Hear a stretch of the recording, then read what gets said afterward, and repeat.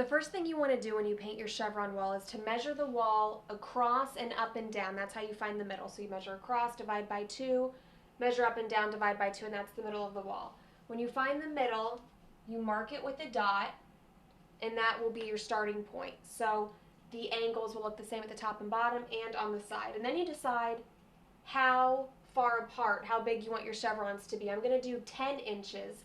So you start from your dot, and then you measure 10 inches up and down, and then you draw another dot. From that point, you're going to use this part of a level.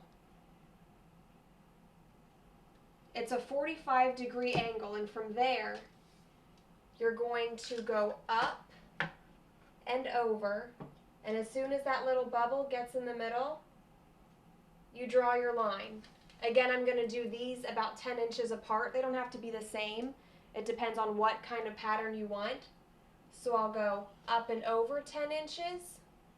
I'll flip my level over like this to make this level with the ground. And then I'll go down and over 10 inches. And you keep doing this pattern until the entire wall is done. This is what probably takes the longest part when you're doing your chevron wall. Then after that, you need to tape your wall. When you start taping your wall, you have to decide which part you're going to paint and which part's going to be the same.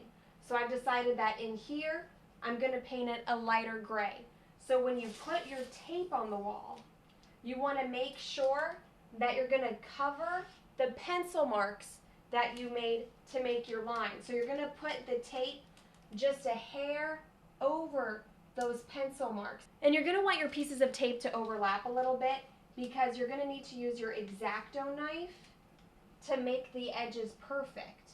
You're going to want your edges to look like this when you're done using your X-Acto knife, facing the space that you're going to paint. Don't worry about the space on the outside because you're not painting that, so you don't need those edges to be clean. When your whole wall has edges like this in the space you're going to paint, you're ready to paint your wall.